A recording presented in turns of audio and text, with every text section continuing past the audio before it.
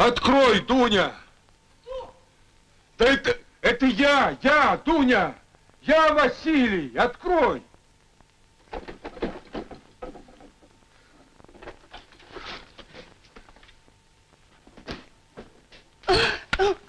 Дунь, ну что ты плачешь? Ведь живой я, не мертв. Живой. Живой. Целый. Почему ты столько лет молчал? Не мог, Дуня, не мог, контузило меня. Понимаешь, 5 лет в госпитале бревном лежал. Имени своего не помнил. А потом вспомнил, руками и ногами не владел. Не хотел тебе быть обузой. Дуня, Дунюшка, не 2 раза думаю ей хоронить меня. 1 раз поголосила и будет. Дуня, Дунюшка, Любушка ты моя. Вот оно счастье. Дома я. Дома. Дети. Где дети?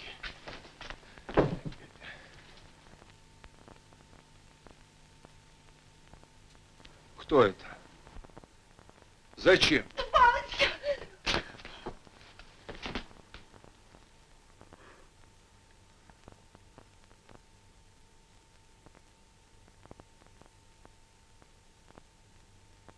Степан Мохов, зачем ты здесь? Васенька!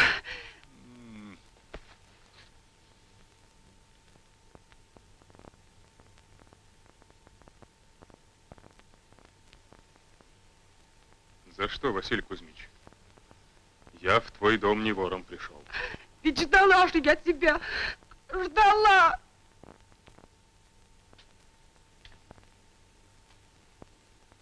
Где дети?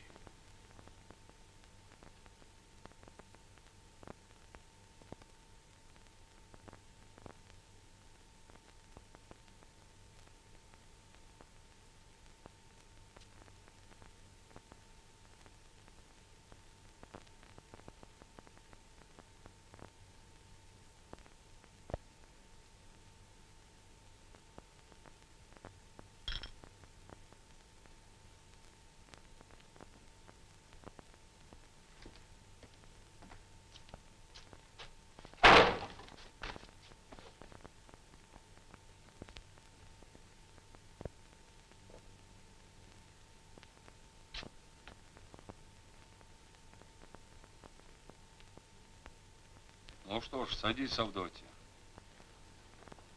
Садись и ты, Степан Никитич.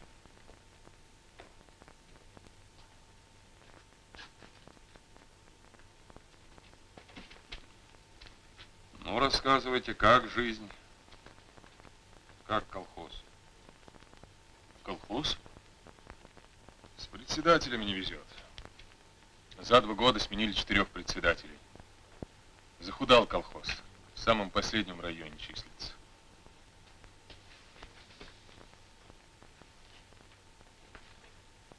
Как же это так? Всю страну проехал. Везде люди как люди, колхозы как колхозы. День и ночь эшелоны идут по путям. Строительный лес, железо, кирпич. Строится страна. Первой державой мира становимся. И по чугуну, и по стали, и по хлебу. Первой державой мира? Это ты верно сказал. Коммунистов сколько в колхозе? Коммунистов? Я, да вот ты. Да еще Татьяна Большакова. Но сам-то я в МТС работаю механиком. Там состою в организации.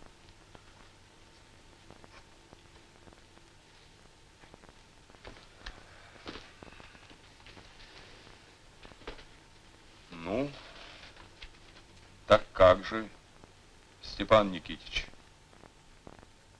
Ее надо спрашивать. Ей выбирать. Ну, ее-то я спрашивать не буду.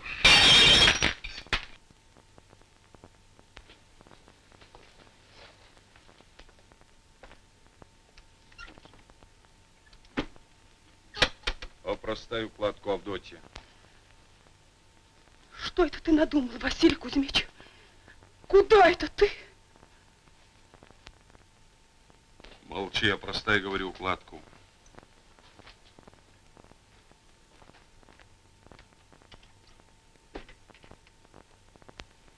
Синяя шеветовая пара цела у тебя? Да цела, Василий Кузьмич. Да что же это ты? Молчи, Дуня, молчи. Положи синюю шеветовую пару. 3 простыни собери, которые поновей. 3 пары белья положи.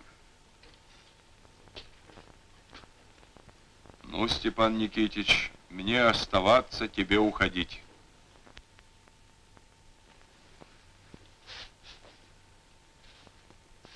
Детей пополам не порубишь, и тебе я их не отдам. Ты на меня сердце не держи, и я на тебя не держу. Мы с тобой на одном поле воевали, на одном поле будем хлеб сеять. Имущество я для тебя соберу, а если еще надо, бери, чего хочешь. Не вален ты решать один, Василий Кузьмич, Дуня.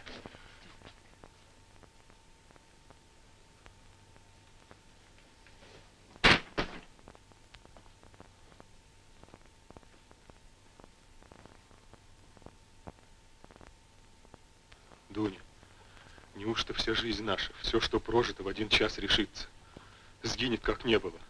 Здесь дом его, дети его, здесь я жена его. И ни в чем он передо мной не повинен. Да он тебя как былинку сомнет, Дуня. Как ты с ним жить-то будешь? Ой, не тревожь, не тронь. Ослабею я. Лучше в раз. Уйди, Степушка. Нельзя нам иначе. По добру, по разуму, по справедливости. Нельзя иначе-то.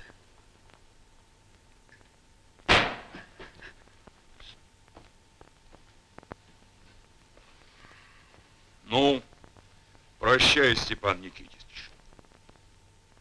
Дуня.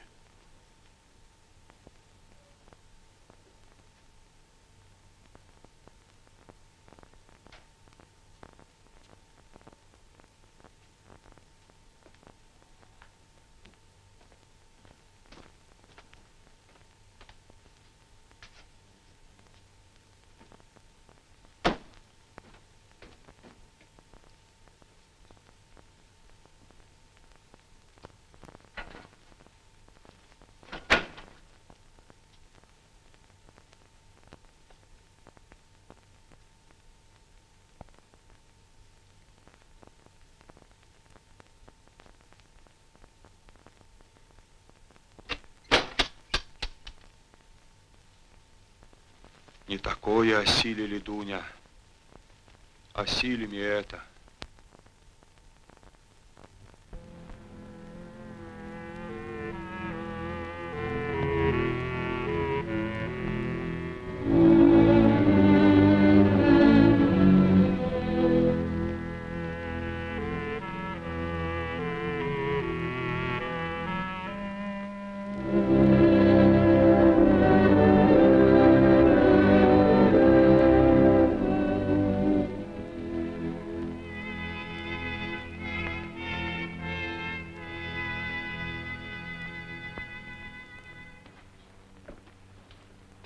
Здравствуйте. Здравствуйте. Здорово. Здравствуйте, Надежда Петровна. Здравствуй, товарищ председатель. Борис Петрович занят, придется освобождать. Не могу я ждать, когда такие дела творятся. Товарищ председатель колхоза. Отойди, барышня.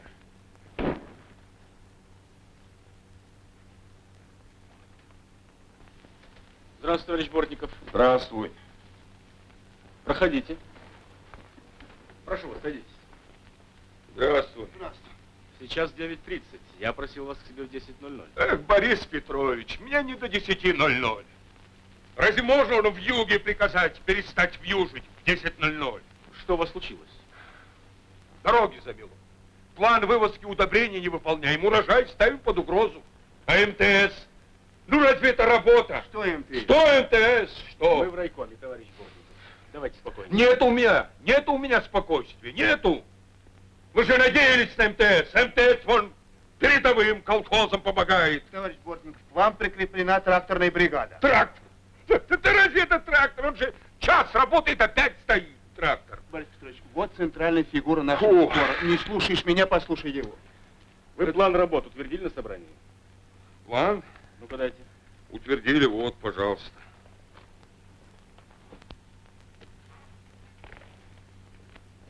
Василий Кузьмич, на МТС производится пересмотр договоров. Я, как директор, вам обещаю, к вам, как самому слабому колхозу, прикрепляется самая сильная тракторная бригада. Вот это правильно! Вы не могли выяснить это иначе, как ворвавшись к секретарю райкома. Да ведь не за себя, Борис Петрович, за людей, за колхоз обидно. А план как будто бы добрый. Выходит, не с пустыми руками приехал. Вы его оставьте у меня. Борис Петрович, если поможет МТС с машинами, с первого урожая выйдем из отстающих, со второго в хорошие. Ну а с третьего в передовые. Ловлю на слове. Сдержишь слово? Умру, а слово сдержу. Только и вы помогайте МТС машинами, раз обещали помочь. Поможем. Договорились. Мы вам и людьми поможем. Третьего коммуниста вам посылаем. Кого? Электрика Буянова. Будет вас трое, а трое коммунистов это уже партийная организация. Ты поедешь домой, захвати его с собой. Ладно, захвачу. Ну как с людьми ладишь? А чё, народ у нас хороший. Но есть, которые к колхозному хозяйству так боком стоят. Ничего повернуться. А которые не повернутся, так я их селом поверну. Как это селом? Если меня поворачивать селом к молочным рекам да к кисельным берегам, так я, друг милый, киселя захочу. Захочешь, захочешь. Не с такими речами надо начинать работу. Ну, это так, случайное слово, так сорвалось. А у вас теперь случайных слов нет. Вашими словами теперь советская власть говорит, Василий Кузьмич. Ты народу нашего не знаешь, Борис Петрович. У нас иногда так бывает. Не зыкнешь и не пойдет. А если бы я на вас зыкнул сегодня? Ты на меня как? За что? Чего? Не понравилось? То-то вот. Ну, будь здоров, Василий До Кузьмич. свидания. Ну, до свидания. До свидания.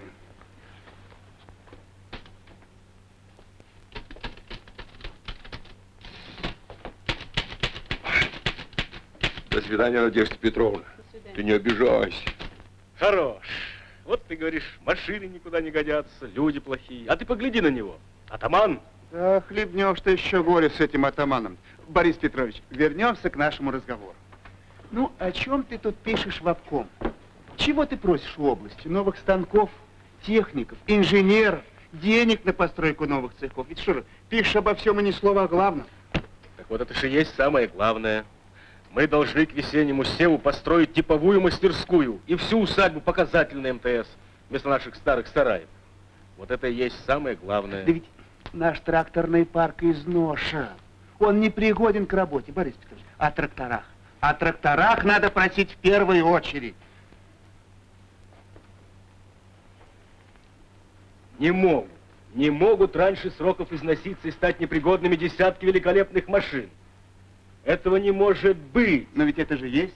Ты же сейчас сам слыхал? Борис Петрович, ты новый человек в нашем районе. Ты не знаешь наших земель. Это под золой. И каждую 5 их надо отвоевывать у леса. Лес здесь стихия. Износ тракторного парка в наших местах огромный. Ну хорошо, хорошо. Построим мы эту показательную МТС. И поставим туда негодные машины. И вот приходит посевная. Как провалим посевную, то нет, мы просто погубим урожай. И тогда не я, Борис Петрович, а ты будешь отвечать перед районом, перед областью, перед своей совестью. Ведь я же жалеючи тебя остерегаю, Борис Петрович.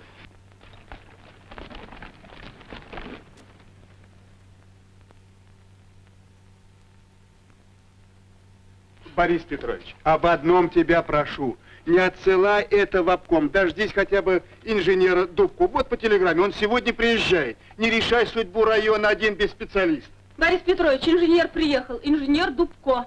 Приехал? Ну вот, кстати.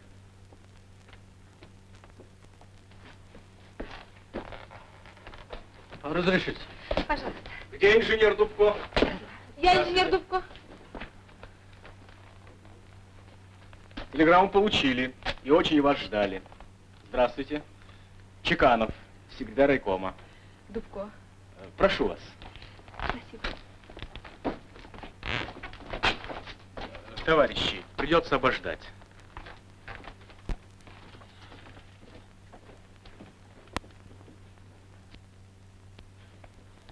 Замерзли? Замерзла. Познакомьтесь, директор МТС. Кантауров. Знаете ли, получили мы телеграмму о приезде инженера Дубко, и нам, конечно, представился многоопытный мужчина сожженного роста. Это что, разочарование? Нет, нет, что вы, что вы. Садитесь, пожалуйста, Наталья. Алексеевна. Алексеевна, Наталья Алексеевна. Наталья Алексеевна, скажите, вы раньше никогда не работали в сельском хозяйстве? Нет. Я работала только в промышленности. Это второе разочарование? Нет. Нет, Наталья Алексеевна, как раз наоборот.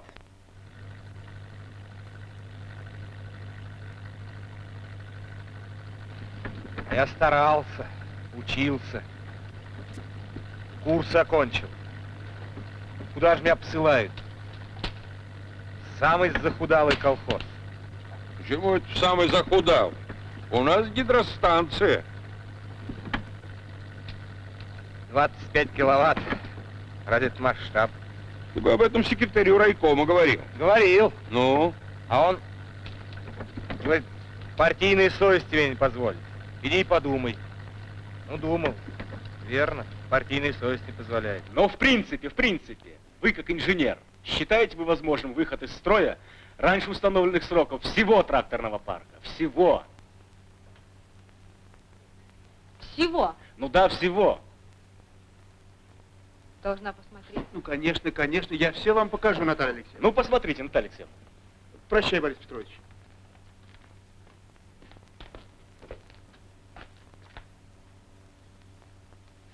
Об одном тебя прошу, не отправляй эту папку в обком до решения теперь уже 2 специалистов, инженера и агронома. Не рискуй судьбой района, Борис Петрович.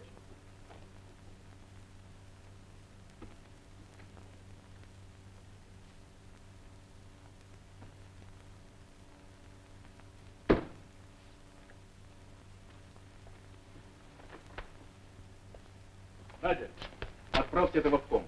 Срочно.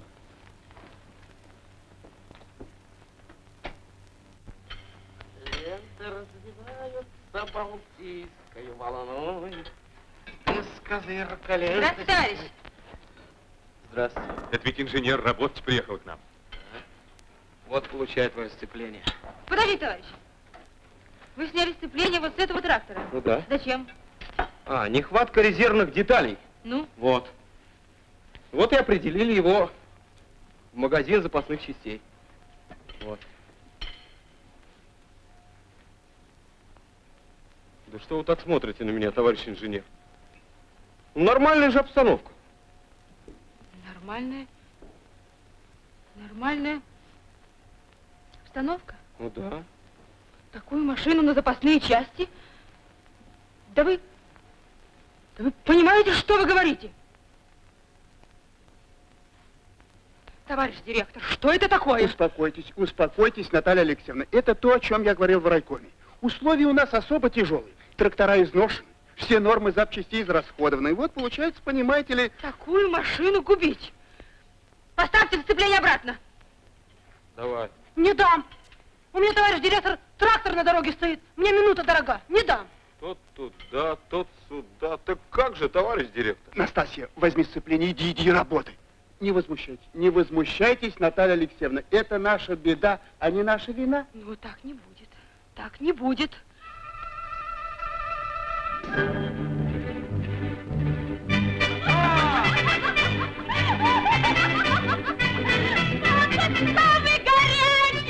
Уйди, Фросиня!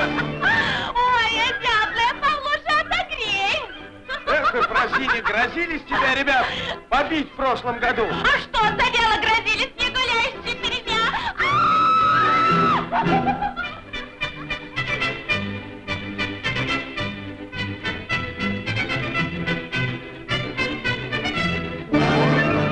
Ой! Ой!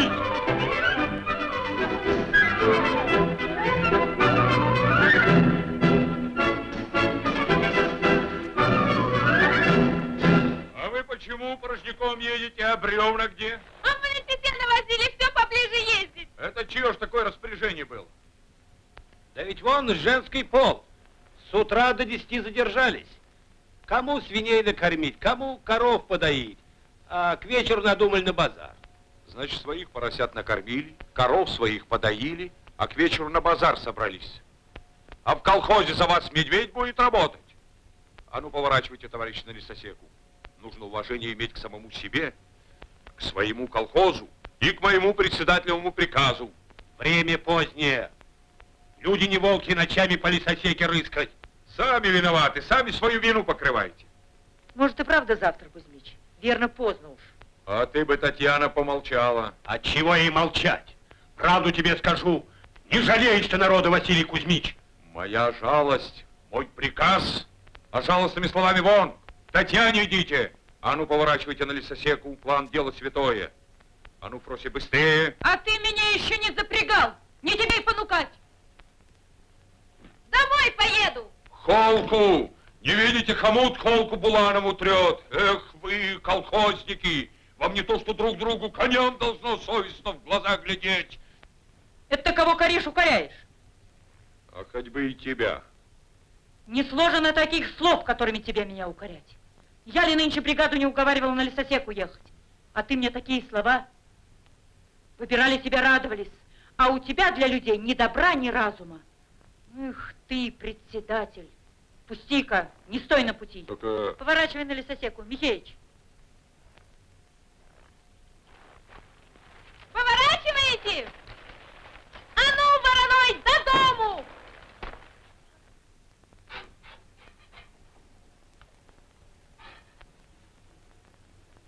Это ты что стряпаешь-то? Ватрушки. Любите их, Вась? Бывало, раньше приду с работы, настряпаю и бегу к Васе за 5 километров. Все в шаль вкутала, чтобы не простыли.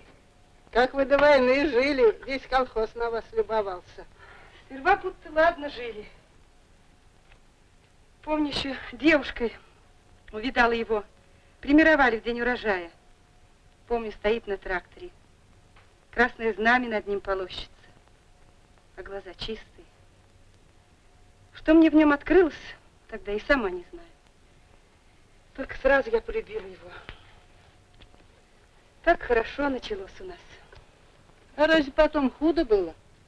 От свекрови все, бабушка Василиса. Не пустила меня в колхоз работать, вот и пошло у нас. Вася работа и партия, а у меня весь свет до порога. Да нет, не то, чтобы мы ссорились. А так все молчком. Гляди-ка ты, молчком жили. А в колхозе думали, лучше вас и пары нет. Молчком. Дуня, со Степаном-то как же?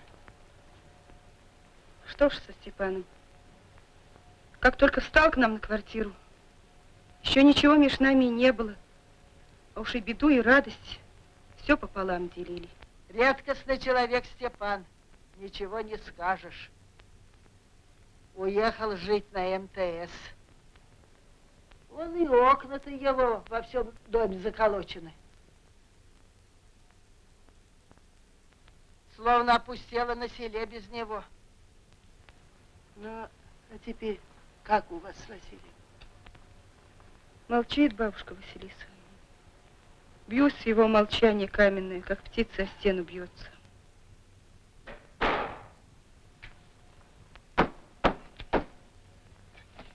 Ох, как стучит. Видно, опять не в себе. Председатель наш. Пойду я, Дуня.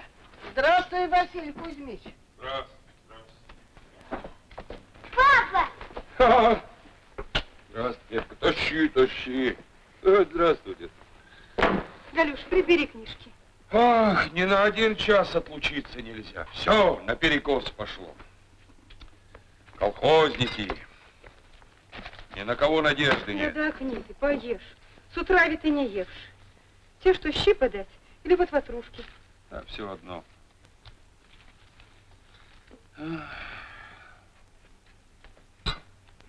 Вась, а ты помнишь, как я тебе их на МТС носила? Все в шаль вкутала, чтобы не простыли. Чего? Ватрушки. Какие ватрушки? Те, что ты ешь. Угу.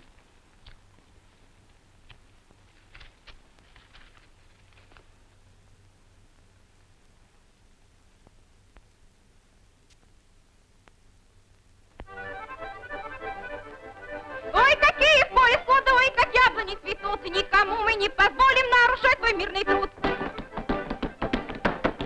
В Вашингтоне новый Гитлер народился, говорят, народился, только выживет навряд. Гляди, какой я вензель выписала. Вензель выписывать это ты можешь. Я все могу. И чего это ты, Гранюшка, своей сознательностью задаешься? Ничего не задаюсь, только глядеть мне на тебя противно. Вот еще. А то, что ты от обоза оторвалась и на лесосеку не поехала, об этом еще разговор будет. Да? Да. Понятно. А где же это будет разговор? А на комсомольском собрании. Мы снимем тебя с молодежной бригады. Вот, еще. А какое вы имеете право меня снимать? Вы мне предупреждение давали? Не давали. Вы мне выговор записывали, не записывали? А вы должны мне вначале предупреждение дать, потом выговор записать, а потом полное право можете меня снимать. Мы тебя и без выговора снимем. Правильно, Сережа? Сереженька, а если ты комсомольский секретарь, то ты должен иметь ко мне индивидуальный подход. Ты должен меня перевоспитывать, а не пихать из одной бригады в другую. Перевоспитывай меня, вот так! Здравствуйте. Председателя нет здесь? По всему колхозу ищем. А может быть, он у тети Дуни на ферме? Здравствуйте, Борис Петрович. Здравствуйте, Борис Петрович. Здравствуйте. Что-то у вас здесь происходит? Вот, готовимся ко Всемирному конгрессу. А о чем разговор был? Слышно было, смеялись вы тут? Да так, обсуждали свой внутренний вопрос. Какой же вопрос? Да о некоторых недопустимых тенденциях, Борис Петрович. Тенденциях? Ну да. Интересно. Какие же недопустимые тенденции? Это я, недопустимая тенденция. Вон они говорят, что через меня вред колхозу. А это вовсе не через меня, а от нашего председателя. А зачем на председателя наговаривать? А что? Лучше в колхозе дела. Председатель все шумит да шумит, а толку нету. Я все одно уйду. Уйдете? А куда же вы уйдете? Трактористки. В субботу в Угрене тракторные курсы танцы устраивали. Ребята у них все как на подбор, а трактористы Борис все как одна в модельных туфельках ходят. Борис Петрович, вот мы решили... Ну, давай, Сереж. Борис Петрович, я как секретарь комитета комсомола и заведующий агролабораторией, хотим мы попросить закрепить за нами комсомольцами семенной участок под нашу ответственность. Контору русскую северянку хотите выращивать? Ага. Доброе дело, доброе дело. Ну-ка, расскажите. Борис Петрович, мы весь план мичуринской агротехники разработали. Не ладятся, говорите, дела в колхозе. Сами слышали, Борис Петрович, что люди о председателе говорят. Горячий, грозен, чернее тучи ходит. Ой, Борис Петрович, тяжко с ним. Но ведь ему тоже тяжело. Уезжал из передового колхоза, вернулся, нашел отстающий. Уезжал от жены, а помочь ему нужно, Татьяна Тимофеевна. И помощь партийной организации ему нужна в первую очередь. Но жена его как? Ну, Борис Петрович, посмотрите ферму, увидите. Ну, прямо дивимся на нее. Пожалуй, другой такой работницы во всем колхозе не найти. Сюда, Борис Петрович.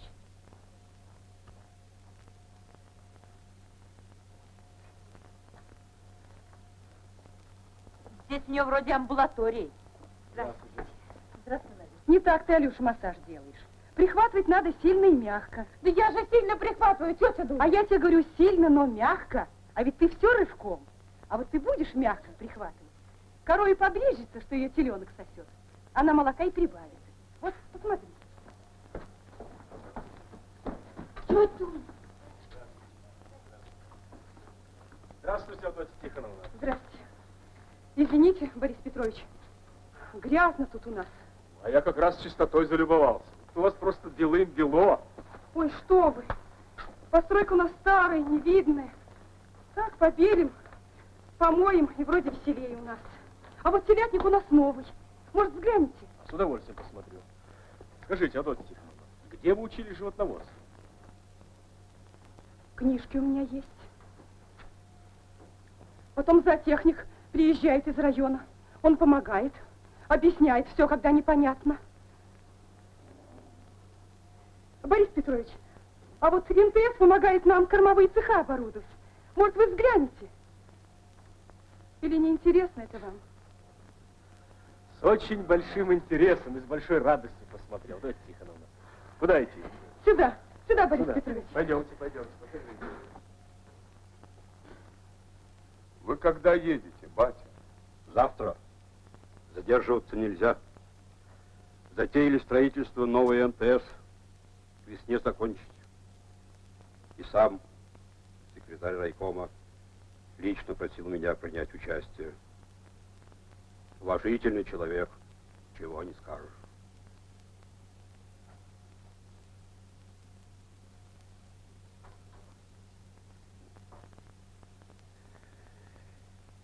Хода водит тебе без отца-то.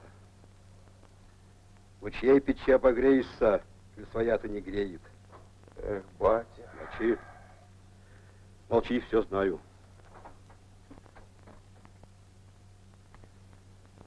Вот что я тебе скажу. На большое дело ты поставлен, на нем и стой твердо. Ну, а бабы? Они бабы и есть. И ты над собой воли не давай ни бабьим слезам, ни бабьим словам, ни своей кручине. Ты, Василий, нашего бортниковского рода, ты этого не забывай. Я не забываю, батя. Ну, а Авдотья, прямо надо сказать, она поразумнее некоторых. Ну, спасибо, Авдотья Тихоновна. Большое вам спасибо. Обо всем, что я вам сказал, вы подумайте. А в вашем учении мы подумаем. Сюда-то? Сюда, Борис Петрович. До свидания. До свидания, Борис Петрович. Не бывают же такие душевные люди. Как с родным говорили. Ой, девушки, уборку пора кончать. Борис Петрович, был здесь? Но только что вышел. Вася все оглядел. О. Только дельного присоветовал. Ага. Вась, Че? такой редкий гость ты у нас. Ты ведь не видал, как мы кормовые цеха оборудовали. Пойдем взглянешь. Да некогда. А куда он ушел? Я не знаю. А телятник тоже не зайдешь. Ой, от буренки великана. Такая телушечка получилась, вот. Ну, просто на удивление. Эко диво. Телушка от буренки.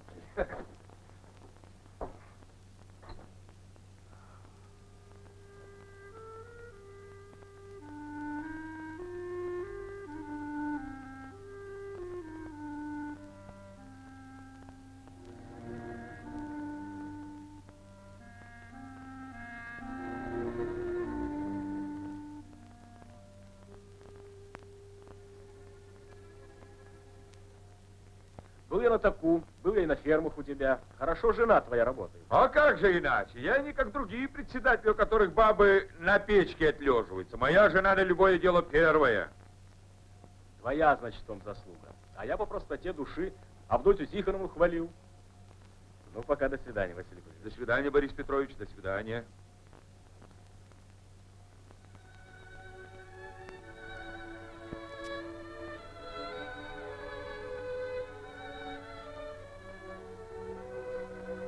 Вася, испугался я как. Что ты, Вася? Что ты бродишь не везде? Что тебя принесло к Степановому дому?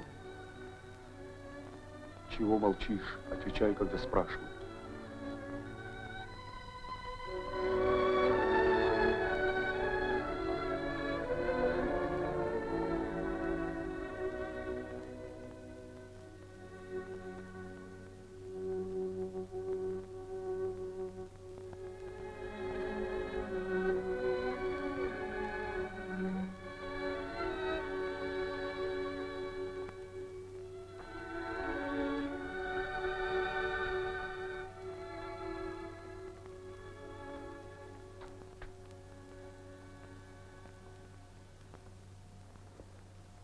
Так вот, товарищи коммунисты, поскольку нас теперь трое, мы уже партийной организации.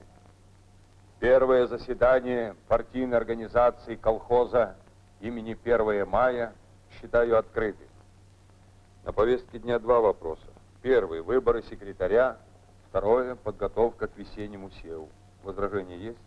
Не возражаю. Все правильно. Переходим к повестке дня. Предлагаю выбрать секретарем партийной организации Татьяну Тимофеевну Большакову. Согласен. Василий Кузьмич, да как же, товарищи? Думают ли это дело меня секретарем выбирать? Я думала, Буянова, ведь ответственность какая. Поможем. Занимай свое председательское место.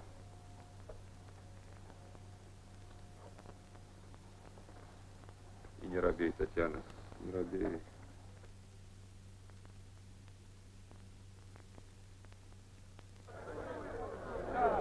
А купить трактора, запросить их замену у государства, это не дело. Это не по-партийному. Верила я в наши машины. Ты верила. Я ли их не соблюдаю? Как за детьми и малыми хожу. А все не живем без простоев. Ведь вот недавно вышел мой трактор из ремонта и в ту же неделю встал. Ведь вот Витя Моряк, пусть он перед открытым партийным собранием ответит, почему такое? Он его ремонтировал. Ну потому что старый поможет ему ремонт, как мертвому припарке. Ты думаешь, у меня душа не болит? Не о тракторах она у тебя болит. А ты откуда знаешь? Не о тракторах песни поешь.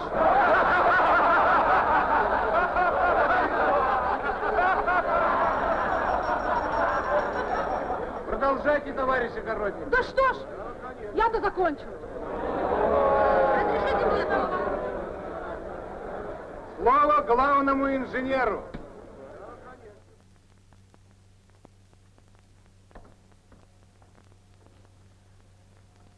Я, товарищи, пришла к вам с завода, где я работала.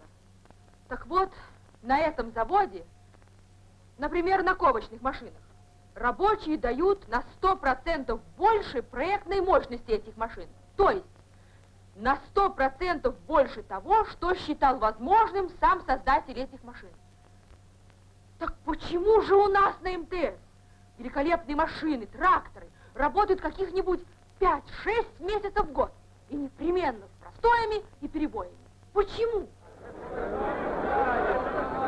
Вот ты и скажи, почему. Скажу. Потому что у нас на МТС не хватает промышленной культуры. Как вы сказали? Промышленной культуры. Вот я видела, как Витя Моряк разбирал на запасные части машину, способную вспахать 1000 гектар. Я спрашиваю, товарищи, куда же тут дальше идти? Да что я тут, самый ответственный, что ли? Все мы тут самые ответственные, потому что все мы тут коммунисты.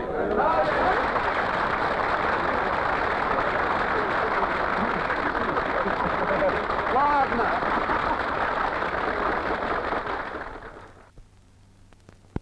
Ну вот и состоялось наше первое партийное собрание. Все вопросы решены. Я тебе говорил, Татьяна, не робей, все ладно будет. Ну, а теперь можно и по домам. Рано еще по домам. А какие у тебя еще есть вопросы? Садитесь, товарищ коммунист. Коль вы меня выбрали, вы меня теперь и слушаете. Ну, о чем ты еще хочешь говорить? А тебе, Василий Кузьмич? Обо мне? Ну, давай. Чего ты обо мне хочешь сказать? А вот что. Ретиво ты взялся, Кузьмич. Много работаешь. А не ближе к людям, а дальше от них стал. Нет у тебя для людей душевного партийного разговора. Вот мы нынче об урожае говорили. И само то слово урожай веселое, ласковое, а ты о нем сурово говоришь. Ожесточился ты на людей. Не весело ты работаешь. Ну, знаешь, председатель не гармонист. Людей на гулянке радовать. Да ты вспомни. Кузьмич, самого себя вспомни. Какой ты был огневой, веселый. Как ты людьми дорожила, как люди-то тебя любили. Василий Кузьмич, родимый, да что с тобой сделалось? Стань таким, каким тебя люди помнят.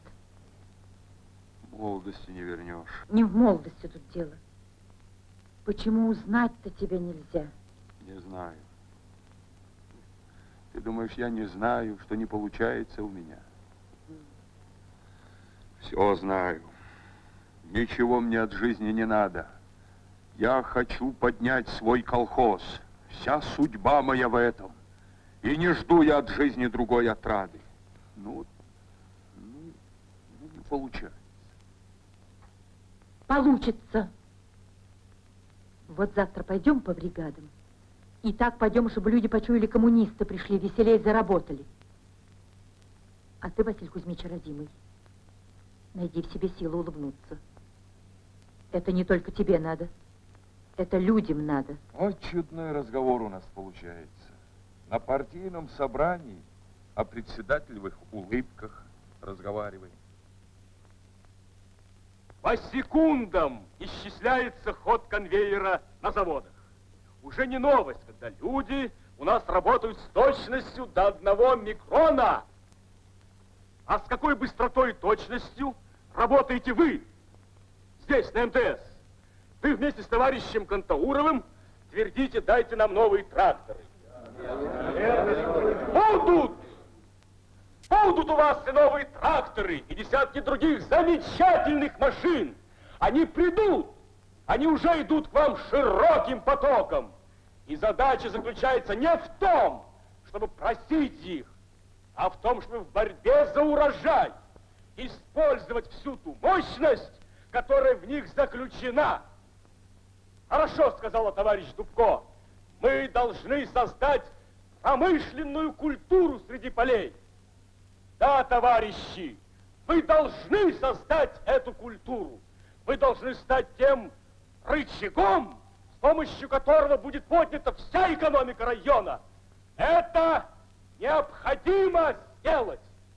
А если необходимо, значит возможно. Так рассуждают коммунисты.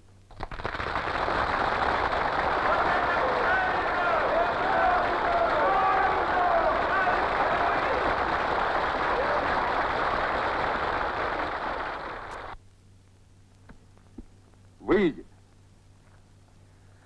А ведь подходящий получается.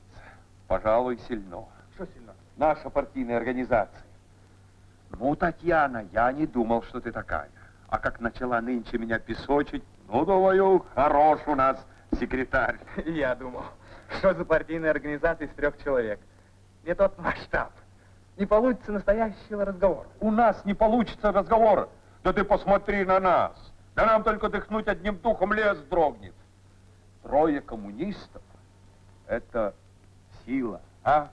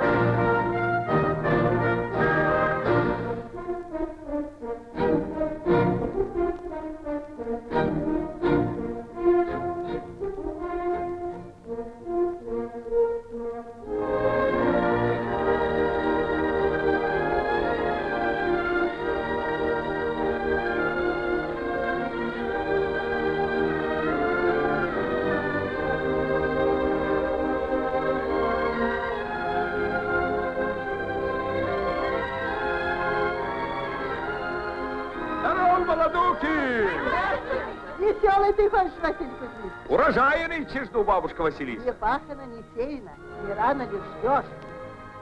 Посевной нынче жду как красного дня. Семена какие, крутобокие, чистые. А удобрений мы нынче на поле сколько вывезли. Эх, бабушка, а девчат наших примечаешь, чтоб такие красавицы урожаи не вырастили.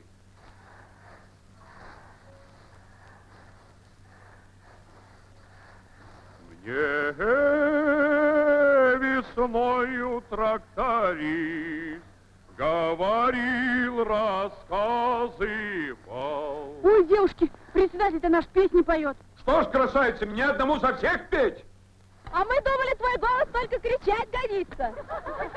Мне весною тракторист говорил, рассказывал, что влюбился он в меня до потери разума. На такие на слова я ему ответила. Очень занята была, просто не заметила. Но прибавила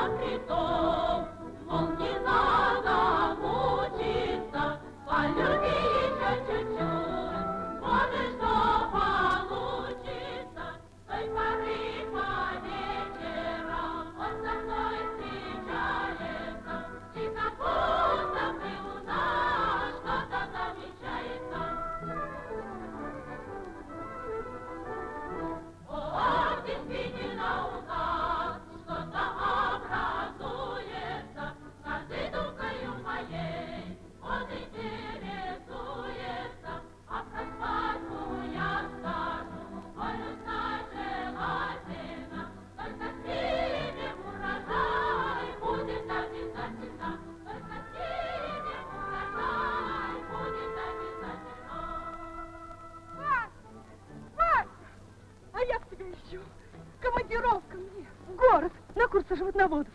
Со всей области лучшие животноводы следуют. Держалась Борис Петрович Табищина. Я думала, забыл он давно, что обещал-то мне учиться послать. А он помнит. Гляди, Вася, сам мне командировочный выправил. За печатью, за 2 подписями. Все как полагается. Это когда же ехать? Да завтра с утра ехать. Степан Мохов в городе машины для МТС получает. С ним надумала встретиться. Да что ты, Вася? Ой, да не гляди ты на меня так. Хороший ты стал для людей. Зачем же ты со мной-то так? Люди увидят. Да нет здесь никого.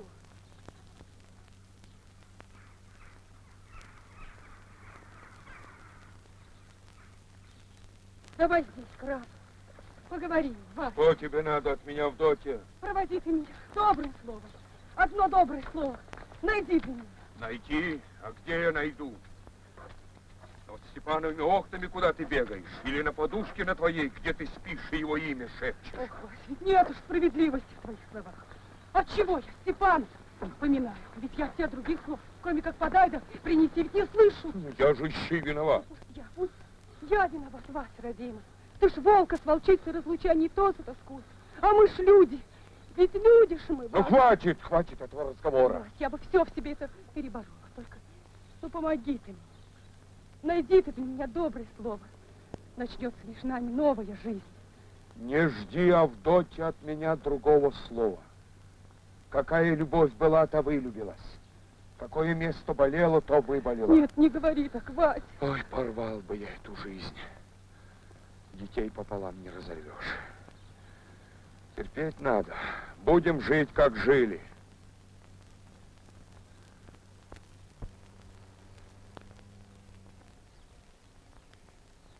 Нет, Вась. Так как жили мы, жить не будем. Если нет у тебя ко мне других слов, значит,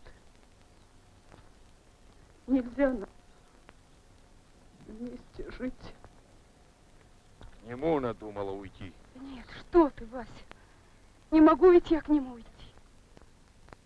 В одиночку нам пожить надо. Оглядеться, одуматься. Вася, может, мы найдем еще друг для друга другие слова.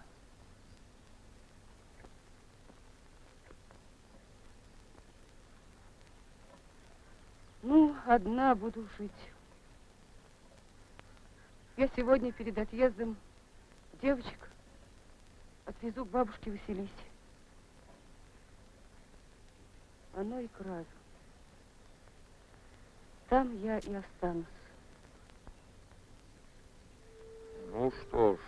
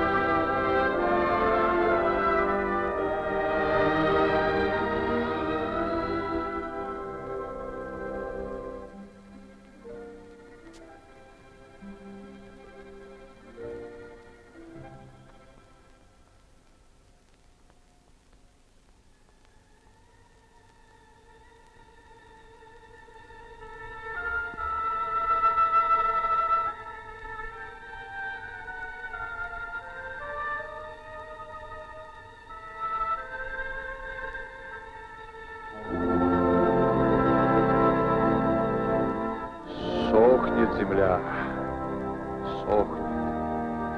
Этакой злой весны в наших краях не припомнишь. Солнце и ветер. Василий Кузьмич, ужмем срок села. Не в 10 мух, 3 дня все отсеем. Ужмем? А как ужмешь? МТС не ужимает, а... Брось, чего ты здесь? Или с трактором опять не ладится? Ладится. Да разве это трактор? Пойдет, достанет, пойдет, достанет. Где председатель? Председатель в поле. Твой бригадир где приходит? Лучше пусть он мне на глаза не попадает, бригадир. Тут у меня через него вся нервная система портится. Вон он идет. Людей не так лечишься, а этот не все встретит на дороге. Паша! Погляди ты на него. Чуб запустил и ходит. А я, как этот чуб увижу, у меня аж по спине мурашки. Опять шумишь? Да я шумлю. Да если хочешь знать, я с тобой еще как травинка тихая. Ты почему семена вовремя не обеспечил? Чего ты на меня глядишь? Ты на семена на свои погляди. Брось. Чем шуметь? Ты приглядись, как Настасья Огородникова работает. Если что не ладится, она или поговорит вразумительно, или правильно акт составит. Акт? Батюшки, да как же у меня из головы-то повылетело, ведь учили же на школе-то. Трактористы должны всюду порядок внедрять. Ну, я ему внедрю. Как у меня из ума-то вон. Я ему теперь... Чуть чего акт.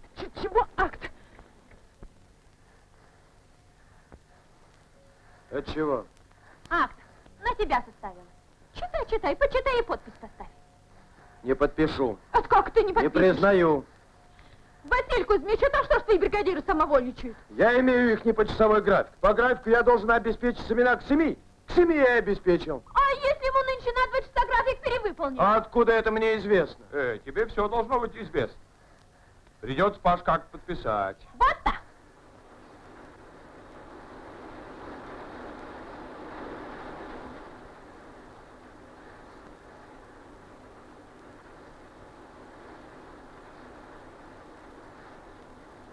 Ну, знаешь, Василий Кузьмич, не ожидал я от тебя такой политики. Посевную каждая минута, дорога. Кто минут потерял, тот и ответчик.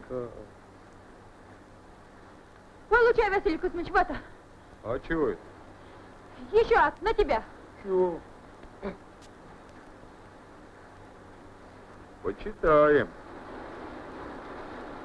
Составлен настоящий акт в том, что удобрение на 6-е поле вывезено не полностью.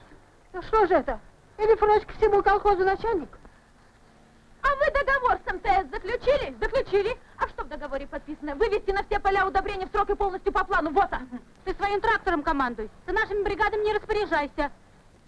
Да я по вашему колхозу добиваюсь 25 центнеров с гектара. А вы мне будете удобрений не додавать? Вы будете мне центнеры гробить? Я не дамся вам меня губить. Здравствуйте, товарищи. Что-то у вас произошло. А, Ефросинья тут, ну тогда все понятно. У вас вчера трактор простаивал. Почему? Почему? Из-за него. Из-за директора МТС.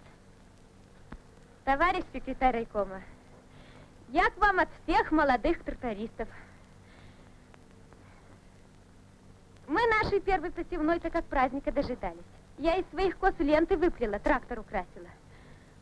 А ведь у него, у трактора, у этого, что ни часто, ни палатки. 2 раза трактор в борозде вставал. И все на мою беззащитную голову. Да уж, беззащитная твоя голова. А как же не беззащитная, когда на нее чужие недодумки валятся? Да такие трактора, как мой, только на свалку впору выбросить. И таких директоров вместе с ними. Ефросинья, ты поаккуратней. Татьяна Тимофеевна, пусть товарищ секретарь райкома хоть раз послушает, какими упреками трактористы и трактора, и директор осыпают. Нет, пусть послушает. Подожди. Оснований для волнения я не вижу, товарищи. Посевная идет неплохо. Правда, последние 2 дня появились неполадки с тракторами. Они будут устранены. Они будут устранены.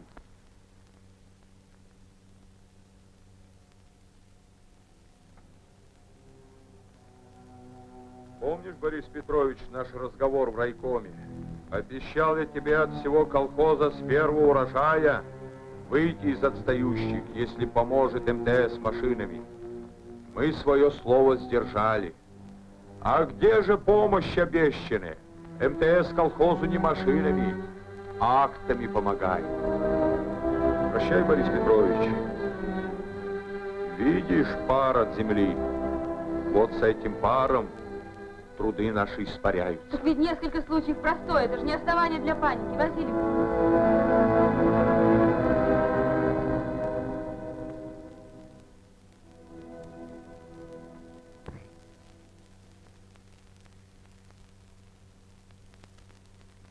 Я, товарищи, слишком понадеялся, что новые методы ремонта полностью обеспечат бесперебойную работу машин. Оказалось, этого мало. Но ведь сперва же так и было, Борис Петрович. Тракторы работали бесперебойно. А за последнее время начались неполадки, о которых я предупреждал еще с зимы. Наталья Алексеевна, вы и Мохов объедете все бригады, лично проверите все тракторы и установите причины аварий. Хорошо, Борис Петрович. Наталья Алексеевна, агрономы в этом году поработали крепко. Планы, семена, удобрения, все, что от них зависело, это обеспечено. Теперь дело за инженером. Судьба посевной, судьба урожая, судьба всего района за этот год теперь в ваших руках. Вы понимаете это, Наталья Алексеевна? Да, я понимаю.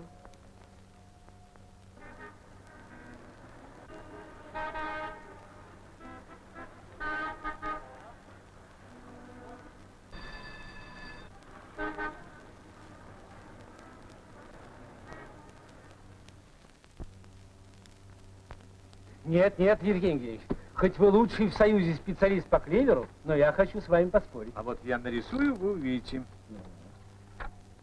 Вы извините, что я перебиваю вас.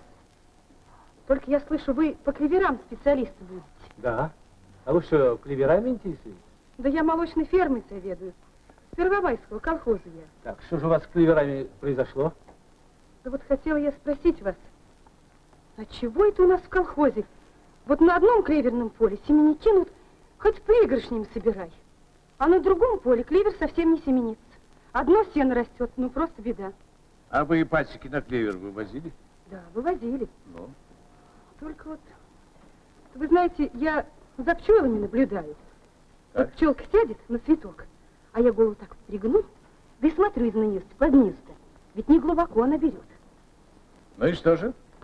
Не берет она с глубины-то. Вот шмель-то тут другое дело.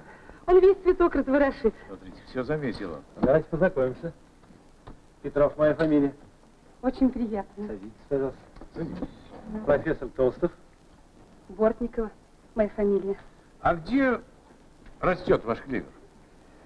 Да у нас одно клеверное поле будет на взгорке, а другое в низине, на болоте.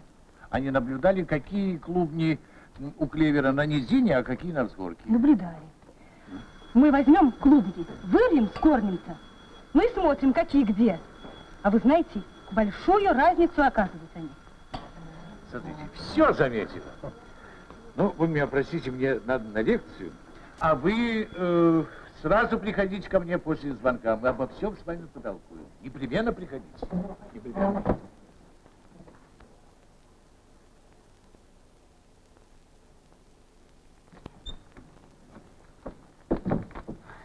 Здравствуйте. Здравствуйте. Ой, Чижик, это вам. С курсов человек приходил, принес. Вы, значит, тоже на курс? Да.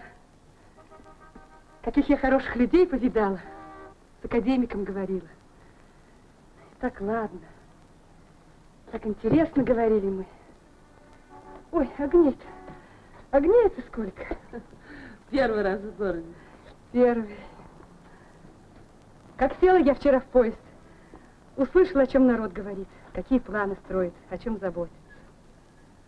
Просторно, как живут люди. Хорошо, как живут.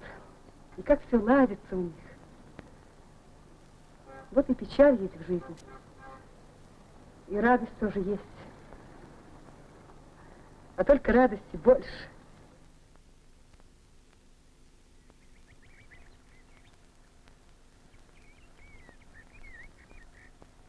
Давай живее, диспетчер спрашивает.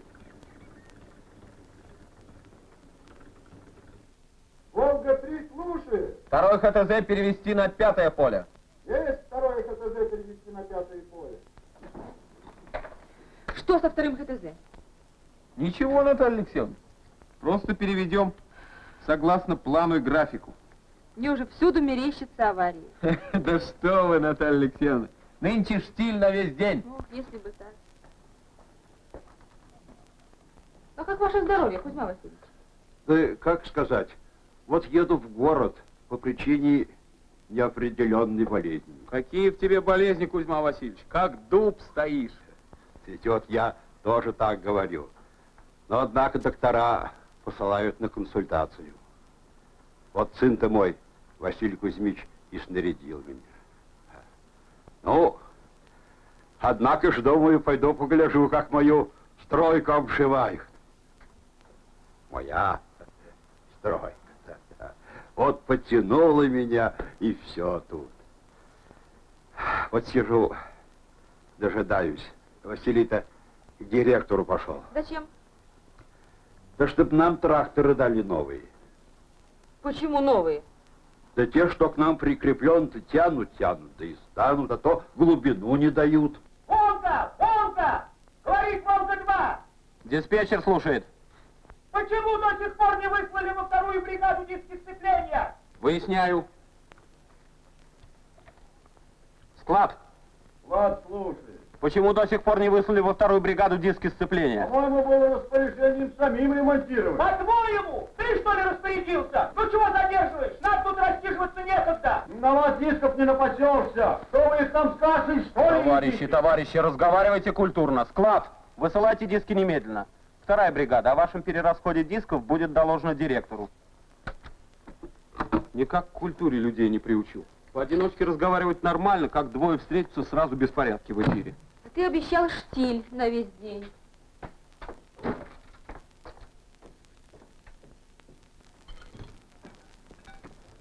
Степан Никитич, опять диск сцепления во второй бригаде. Ну и вчера же я там была, все было в порядке. Сейчас я сам к ним проеду, Наталья Алексеевна.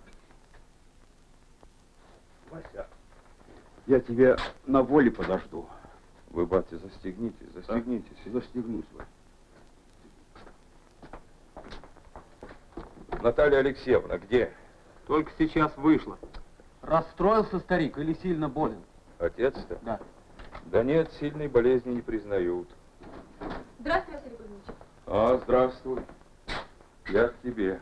Что такое, Василий Кузьмич? Сохнет земля. Весенние работы кончать надо. Сегодня у вас тракторы хорошо работают. А вчера уплотнять сроки надо. Был у твоего директора, просил новых тракторов, не дает, нету, говорит. Вот пришел к тебе. Да, Василий Кузьмич. Ты пойми, Наталья Алексеевна, этот год для района важный, а для нашего отстающего колхоза решающий. Можешь наладить трактора, налаживай. А не можешь, так надо было новых добиваться. Сегодня у вас трактора хорошо работают, а завтра будут работать еще лучше. Наладишь? Обещаешь? Обещаю. Твердо обещаешь? Да, твердо. Ну, гляди. Смотрите веселее, Наталья Алексеевна. Все хорошо будет. Волга! Волга! Я Волга-7! Диспетчер слушает. Витя! Ох, Витя, диспетчер!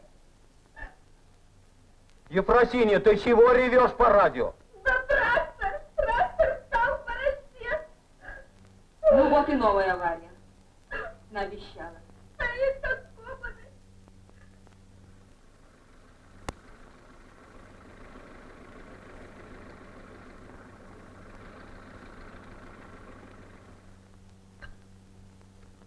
Ну вот опять все проверено и ничего. Опять сцепление. Диски должны работать 2000 часов. Они выходят из строя через 200. Но ведь должна же быть техническая причина. Но как ее искать? Где ее найти? Найдем, Наталья Алексеевна. Степан Никитич, вы знаете, что такое горе? Думаю, что знаю. Горе — это когда ты не можешь сделать того, что должна сделать. Хорошо мне на заводе было. Сотни инженеров, главный инженер. А тут вот только вы да я. Чеканов еще сказал. Вы судьба урожая, вы судьба района. Наталья Алексеевна, на заводе инженеры 2-й век работают, а на поля только приходят. Это понимать надо. Держитесь, не роняйте вашего инженерного звания. Да. Это я только на минутку. Только при вас. Итак, мы проверили все узлы. Дайте прибор для проверки соосности.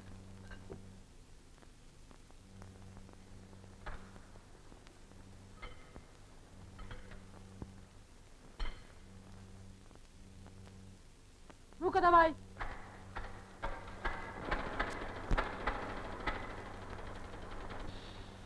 Почему прибор у вас такой новый? Да мы его не трогали, прислали, да не сказали, а мы уж ремонт заканчивали. А чем же вы проверяли установку узлов? Да так, на глазок прикидывали. Что, Наталья? Но ведь оси должны совпадать с точностью до нескольких сотых миллиметра. Какие же? Стойте, стойте, стойте. Может быть, соосность нарушена во всех тракторах. Может быть, узлы работают с перекосом? Тогда же понятно, почему изнашиваются детали. Ох, Степан Никитич, давайте сейчас же проверим.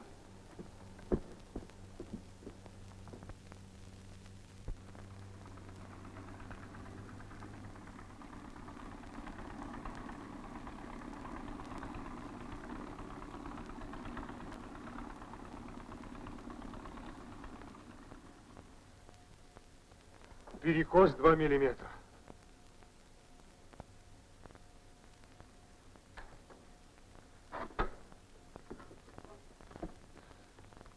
Степан Никитич, ведь мы, кажется, нашли. Кто бы мог подумать? Проверять соосность точным прибором, это же техническая азбука, это везде делают. У вас из-за такой мелочи что получилось? Наталья Алексеевна, выходит, я виноват. Да, вы виноваты. Виноваты, Степан Никитич. Точно проверить соосность, это как будто бы мелочь. Таких мелочей множество. И каждая из них может служить причиной больших потерь. Поймите же вы, техника, которая приходит сейчас к нам на поля, требует высокой технической культуры, точности во всякой работе с машиной. Ну, Наталья Алексеевна, это для меня на всю жизнь. Не только я, а каждый человек в МТС, да и в колхозе должен работать с машиной, как на заводе работает. Наталья Алексеевна, время не ждет, может, успеем исправить. Сейчас по бригадам, Степан Никитич.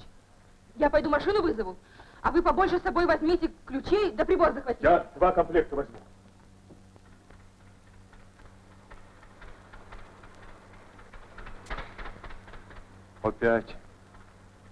Опять неровно стучит. Трясется, как малярийный. А с чего не пойму? В этот раз сама за ремонтом следила. Худо, Настя, худо. Худо. Ох, и похудел ты, Вася. Похудеешь. Ты и дома у тебя? А ты что, слышала? Слышала. Оно, конечно, хороший человек, Степан. Только через него большое горе получается. Поверишь, Настя, иной раз, как подумаю об этом человеке, кажется, встретил бы где 1 на 1. Не ушел бы.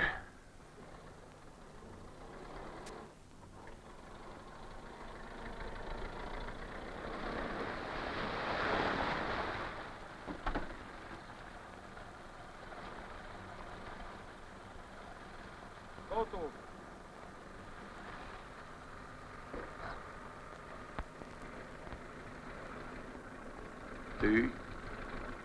Какая нелегкая несет тебе под руку. Трактора твои приехали налаживать, Василий Кузьмич. К тебе к первому приехали. Знаем, что значит для вашего колхоза час потерь.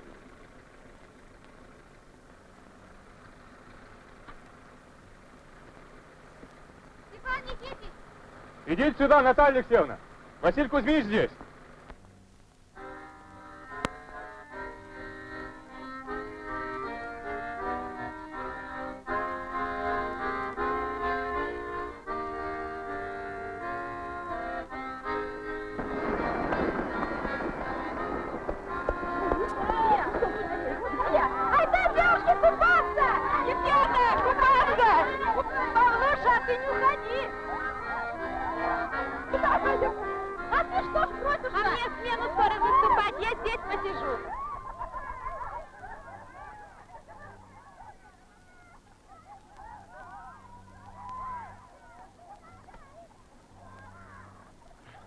Ты что тут сел?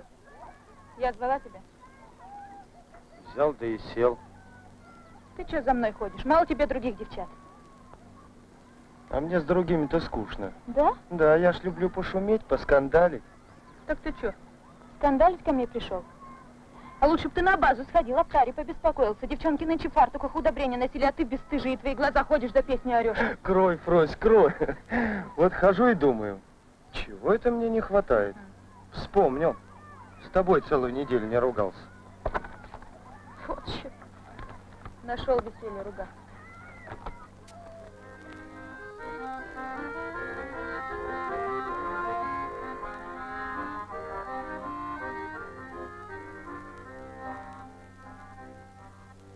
Летнем поле в спелом жите голос девичий поет.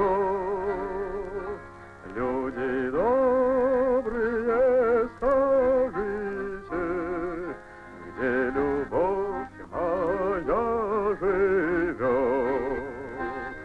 Люди добрые, скажите, где любовь моя живет?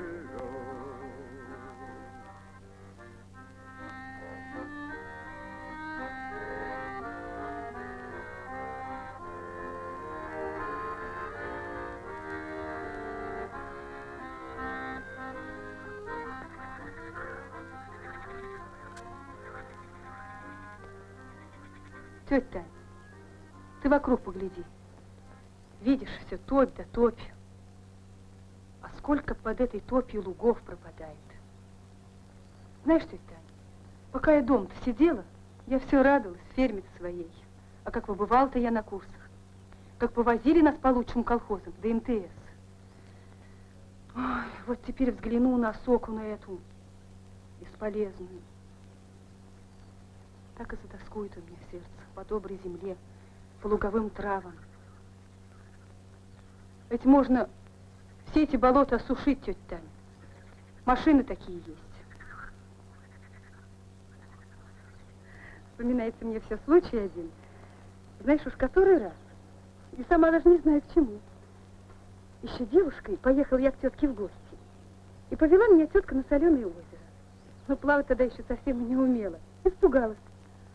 А тетка-то мне говорит: да ты, говорит, не пугайся, дом. Ложись да плыви. Густо солоно тепло, говорит, озеро. Не даст тебе потонуть. Наверх вынесет. Зашевелил-то я руками, ногами. Обступила меня вода. И подняла. И поплыла я по озеру. Так легко, так вольно. Хорошие слова твоя тетка сказала. Тепло озера. Не даст потонуть, наверх вынесет.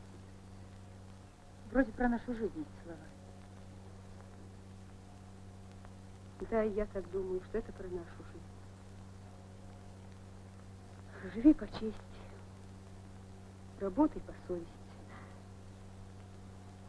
И все будет хорошо.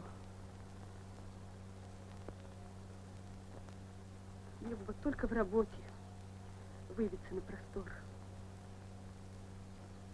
Остальное приложится. Правду тебе говорю. Тетя Таня, ведь приложится. Приложится, Дунюшка. Приложится. Дунь, а ведь Степан вернулся из города. Тебя ищет.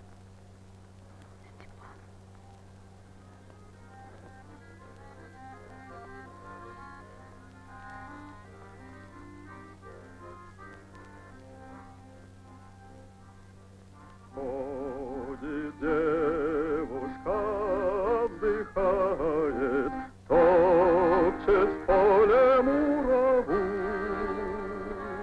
Оттого не понимает, что я рядом с ней живу. Что себя изучаешь-то? Вроде как новую инструкцию. Все-таки как-никак, а с осени буду начальник комбайнового агрегата. Тут строгость нужна. Бантик с этим мне теперь не подходит. И кофточку надо будет со складками. Ну, а сережки-то, я думаю, можно оставить. Да, сережки можно. Уйди!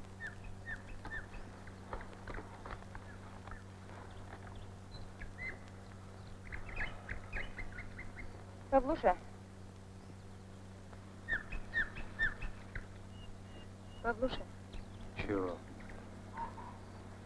Хочу я, чтобы ты был самый образованный бригадир в районе. Я думал на курс поехать. То что ж? Мать болеет, ну как же я ее одну оставлю? А я-то на что? Да не, что я за твоей матерью не догляжу, или я и по дому не пособлю. Рос, вот скажи, если я на курс поеду, будешь ждать? Вот. Ну, может, буду. Нет, ты просто скажи. Буду ждать. Ну, буду ждать. Росюшка, зелье ты мое.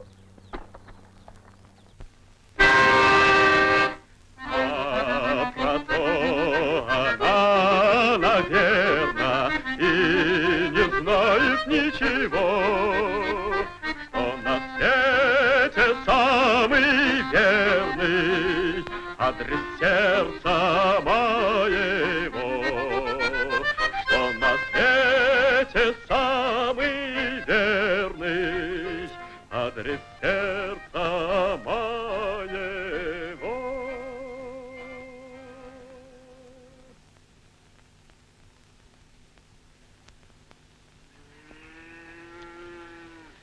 Отлично придумали.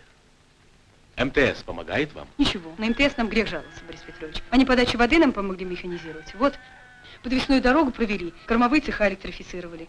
Нам бы вакуум. Тетя Дуся нас в путь социализма возила, тогда Яркий там все равно, что лаборантки. Физику изучает, электричество и вакуум осваивает. Сами могут аппаратуру собрать и разобрать. Там МТС электродойку наладила. Ну и дает с помощью разреженного пространства. Ну, пока до свидания, товарищ. До свидания, Борис Петрович. Я сейчас зайду к Василию Кузьмичу.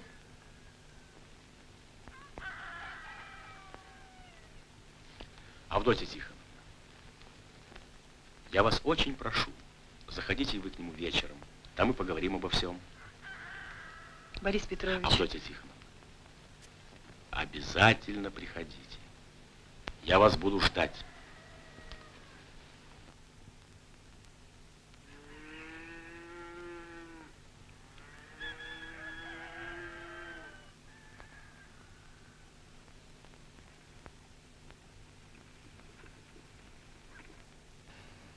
Вот видишь, Василий Кузьмич, пока что главный доход у твоего колхоза от ферм.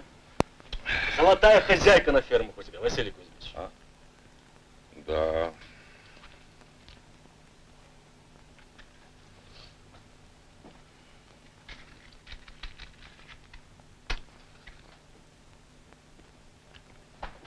Ты прости за мое вмешательство, Василий Кузьмич. Но я не могу понять, как это вы, два сильных, умных человека, между собой договориться не можете. Мертвым она тебя считала, вышла за другого. Разве это такая обида, что и простить нельзя, а? Не в том обида, что вышла за другого, а в том, что возле меня другого поминает. Так что ж ты хочешь, чтобы она хорошего человека в один час из головы выбросила? А ты что хочешь? чтобы я жил с женщиной, которая о другом думает. Вот скажи, Петрович, вот ты бы мог жить с женщиной, которая с тобой живет, а другого во сне поминает? Мог бы?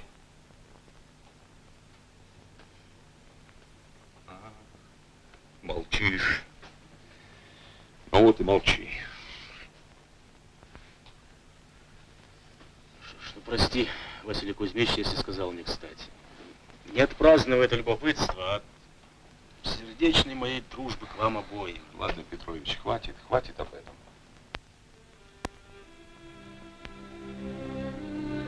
Дуня! Дуня! Здравствуй, Дуня. Ведь я вчера в городе узнал, что ушла ты от Василия-то, что одна живешь. Замучилась ты, Дуня. Я приду к тебе. Ой, нет. Почему? Не навсегда я порешила нашу жизнь с ним, Степ. Хочу я, чтобы один он пожил. Одумался. Сама хочу сердце свое успокоить. Не чужой ведь он мне. А я чужой. Степ, ты же все понимаешь. Через детей ты ведь не перешагнешь. Родная кровь крепче железа держит.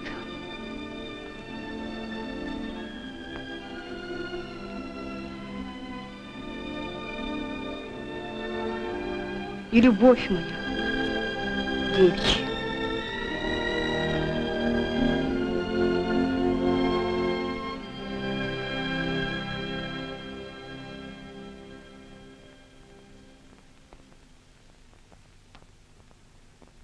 Ну так вот, говорили мы тебе в райкоме, в райисполкоме, и пришли к такому выводу, что и большое хозяйство тебе по плечу. Это ты о чем? 3 небольших колхоза рядом с твоим. А для того, чтобы разностороннее хозяйство развернуть и технику до отказа использовать, каждый по отдельности слаб. Так ты же о том говоришь, о чем я день и ночь думаю. Вот смотри, Петрович. Смотри. Вот эти 3 колхоза. Сколько раз я обдумывал, сколько прикидывал.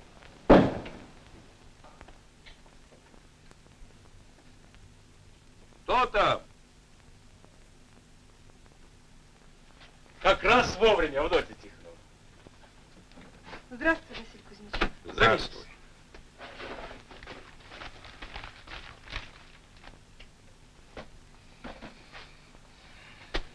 Ну что ж ты умолк?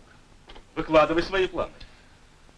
Да нечего тут выкладывать. Тут еще много недодуманного, недоделанного. Я пойду, Борис Петрович. Никуда вы не пойдете. У нас важный разговор. Говори, Василий Кузьмич. Ну, ладно. Объединяться надо. А со строительством как быть, Борис Петрович? Ведь нам сейчас крупное общественное хозяйство нужно строить. А деньги где взять? Урожай придет, деньги принесет. Это я знаю, что к зиме деньги будут. Но сейчас самое время строить. Строительный сезон потеряем, понял? Где деньги взять? Где деньги взять? А ты вот у нее спроси. Деньги будут, Василий Кузьмич. Откуда? Да с нашей фермы. Как достанете, Авдотья Тихоновна? Расскажите свой план, как вот мне сегодня говорили. Да что ж, давеча говорил я вам про наше молоко, что нет-нет, да скисает у нас. Иногда и добрая половина. На это мы много денег теряем, потому что молоко-то ведь по низкой цене продаем-то. А вот если бы установить нам охладитель, ну, понятно, мыть навляй горячей водой, так вы посчитайте, польза-то какая? Молоко-то с охладителем, высший сорт идет. Его и в больницы берут, и в детские дома, потому что у них микробов-то меньше. Вот вы помогите только нам с охладителем, а я со своими девушками возьмусь. Если объяснить им все с толком, да с разумом, У них все, и сознательность, удальство, все в них поднимет. А в ваших девушках удальство есть. В моих-то девчатах им только запевку дай. Они уж песню-то выведут. Вот видишь, Василий Кузьмич, скажи спасибо хозяйке твоей. Поговори с ней, обсуди все подробно. А насчет охладителя я позабочусь.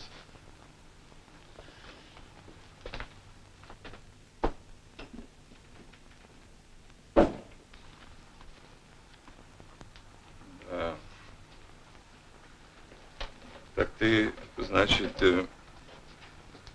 да, это дело ты надумала. Одолеешь? Всей фермой возьмемся, одолеем вас. Может, сейчас поговорим обо всем.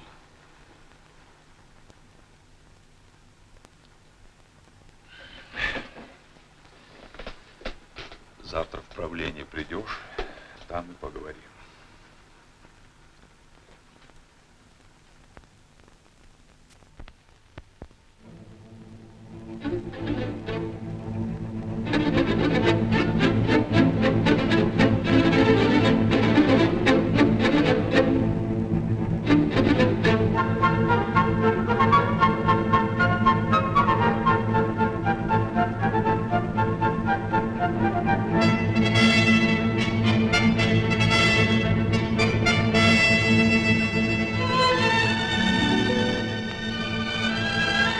Агроном, хороший рожь вырастил, хороший. Такую только комбайном убирать. Завтра в 5 утра по графику придет самоходный и конец уборочной.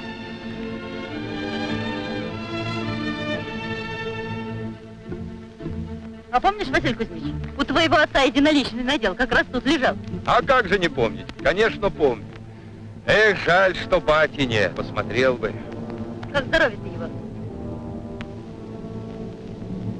Врачи советуют операцию. Жду письма со дня на день.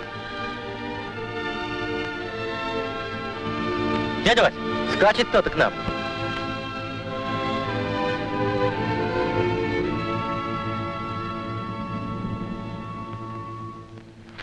На силу нашел. Извещение, гроза идет. Какая гроза? Ты посмотри на небо. Вот, на, читай. Телефонограмма из МТС передали. Областная метеорологическая сообщает. Ветер переменился. С юга на север перемещается гряда туч. К утру ожидать ливень, грозу. Товарищи срочное управление, Тимофеевна, за мной.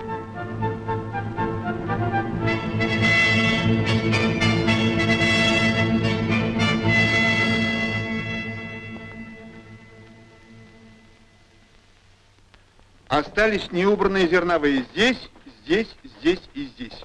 Наталья Алексеевна, какие у вас предложения? Комбайны все в работе? У меня по плану 2 комбайнам технический уход. Можно отложить? Да на день можно. Тогда действуйте. Действуйте, Наталья Алексеевна. Степан Никитич, нужно к вечеру обеспечить светом для ночной уборки 3, 7 и 12 комбайны.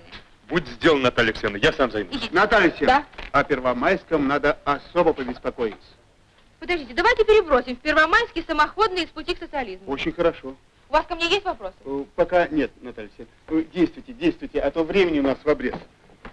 В Первомайской надо еще обеспечить машину с брезентом для перевозки зерна. Сергей Павлович. Наталья Алексеевна, 12-й агрегат на приеме. Говорит инженер Дубко, позовите комбайнера Блинову. Фроська! Наталья Алексеевна зовет. Наталья Алексеевна, здрасте! А мы график перевыполнили на 3 часа наперед срока! Комбайнер Блинова, слушайте приказ. Немедленно переезжайте в колхоз 1 мая для уборки семенной северянки. Молодец. Давай, давай, Фрося, обгоняй тучу. Неужели такой хлеб под дождем убирать? Эх вы, паникеры, МТС помогает, комбайн идет. И нам, пока придет комбайн, тоже нечего сложа руки сидеть. Будем убирать конной тягой, вручную будем убирать. Письмо он с утра лежит. А с молодьбой как? Молодьбой только нужно подготовить к ночной молодьбе. И потом ты скажи Буянову, чтобы обеспечил энергией. Комбайны подойдут вот-вот, это раз. Жатки пойдут от леса в твоей бригаде, это 2. Животноводы и огородники будут косить вручную. Михеич организует подвозку снопов. Ясенев на таку, ну там будет все в порядке. Ну как, управимся? Врешь, матушка. Не перешибешь. Ну, я пошел. Иди. Поехали! Василий Кузьмич! Посмотрю я в это утро раннее на родные мирные края. Нет на свете краше и желаннее, чем земля советская моя. Нет на свете краше и желаннее, чем земля.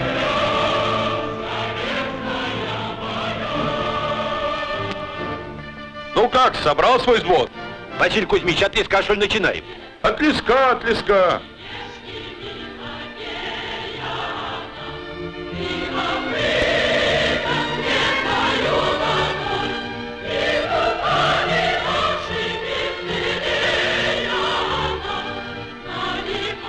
Василий Кузьмич, коней с пастьбы пригнали.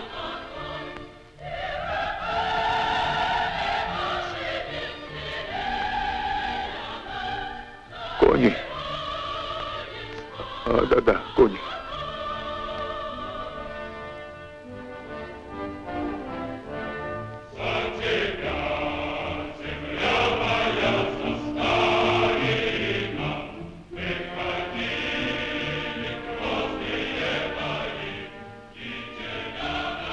Василий Кузьмич, да ты что, не заболел часом?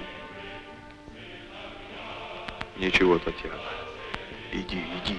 Батюшки, да на тебя лица нет. Аль беда стряслась.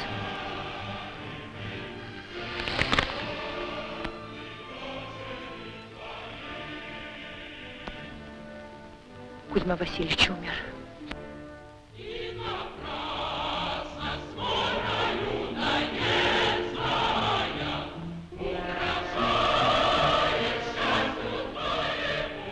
Василий Кузьмич, ты родной ты мой. Ты не крепись. Ты поди поплачь. Разве кто тебя осудит? Дай ты горюшку волю, легче будет. Молчи, Таня, молчи.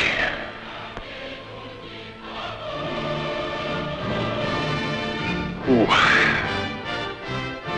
Комбайна не видать.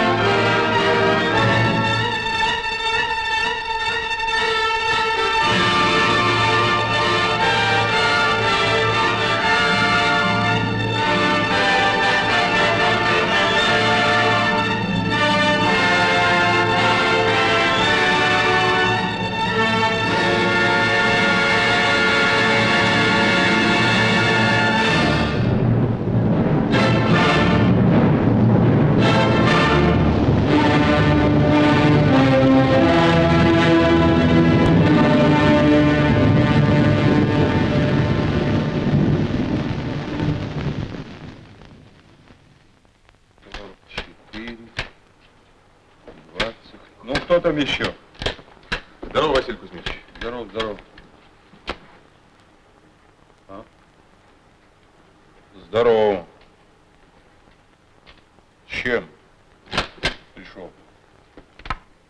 Я вот прислан от директора МТС. К нам пришли новые луговые машины для сушки болот. Вот давай посмотрим, где и какие машины пускать в вашем колхозе. Может, с Потаповской топи начнем? Ты слушаешь меня или нет?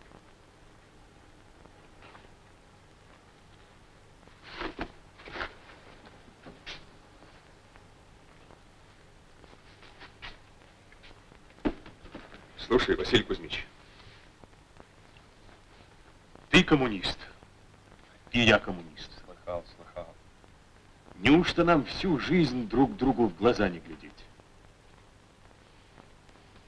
То, что между нами было, Все кончилось.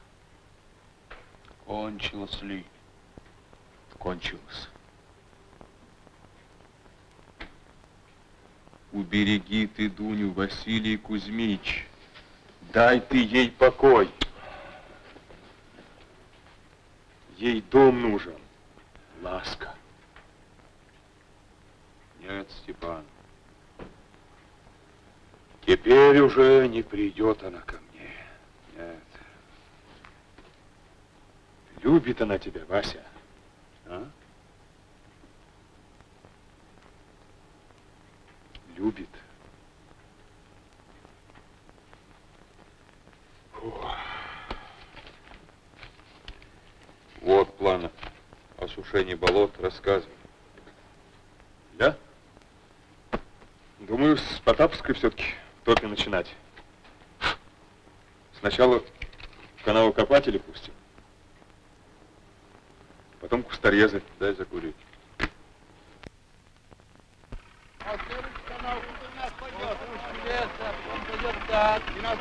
Вот машина-то, а? Да.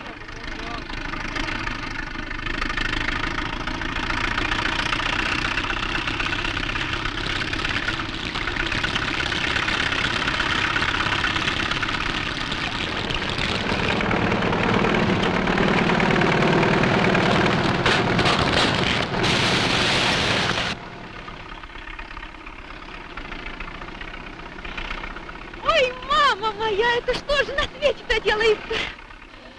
Ой, Наталья Алексеевна, я тоже хочу на кусторез. Так ведь ты же начальник комбайнового агрегата. Да нет, комбайн мне уже без интереса, Наталья Алексеевна. Вот мне на таких-то машинищах, Наталья Алексеевна, и на канавокопатель я до смерти захотела. Павел Иванович, ой, здрасте, Борис Петрович. Нужно будет пройти по всем агрегатам и снова проверить смазку. Ну что, Наталья Алексеевна, довольны новым хозяйством? Ну что вы говорите, разве вы не видите? Значит, не жалеете, что уехали? Да не только не жалею, а... Вы знаете, Борис Петрович, вот только что Фрося Блинова сказала, что она до смерти хочет на канавокопатель. Так вот и я хочу. И тоже до смерти. Ну, чего? Чтобы во всем районе все болота перепахать на луга. И вот если будут новые луга, то будет и новый лен. А уборку льна механизировать? Ну да.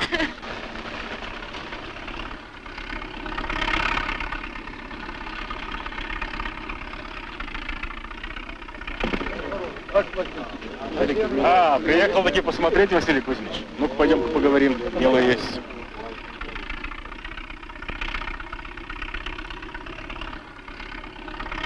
Было болото, Василий Кузьмич, и нет болота.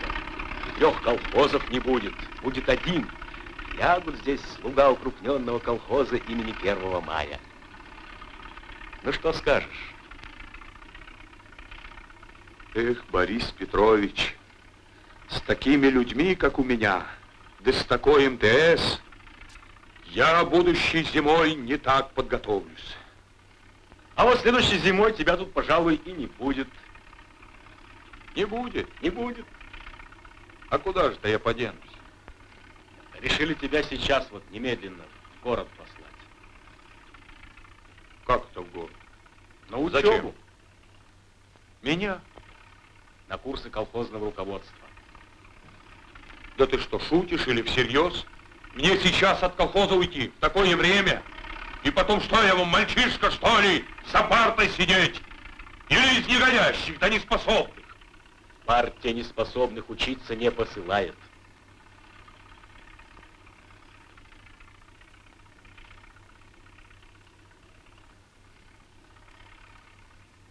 Ну вот теперь слушай, что я тебе скажу.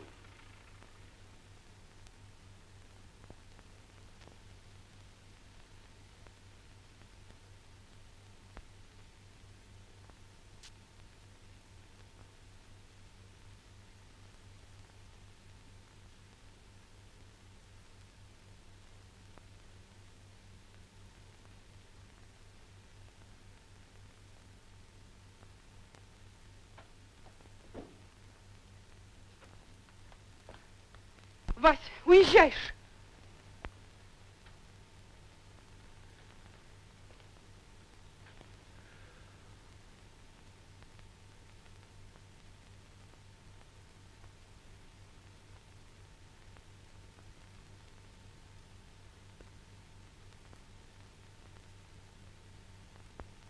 Васенька,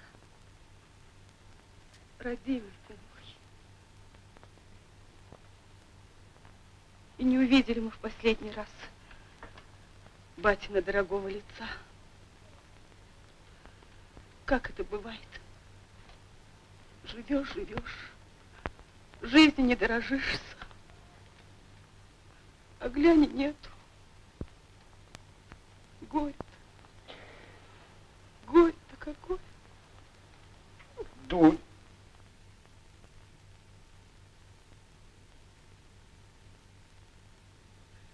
Дунюшка.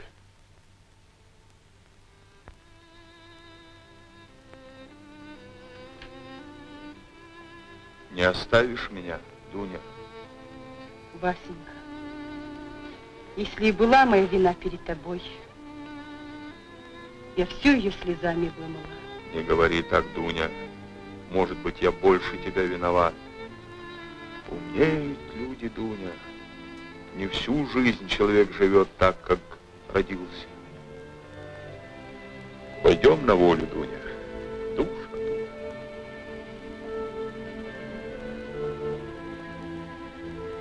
Я как узнала, что ты уезжаешь, бегу, думаю, не отпущу, пока все не скажет. А я ведь ждал тебя, Дуня. Ждал. Ждал, давно ждал. Я ведь видел, какой ты стала. Сердце своего на тебя одолеть не мог, а ждал. А я всю жизнь тебя ждала. И не ошиблась я, девчонка, когда тебя полюбила. Верной была моя девичья догадка. А может, никто еще не знает всей твоей силы. Может, я одна только и знаю, какой ты есть, какой ты будешь. Что я? Что я? Ты посмотри вокруг. Ух, ширина-то какая!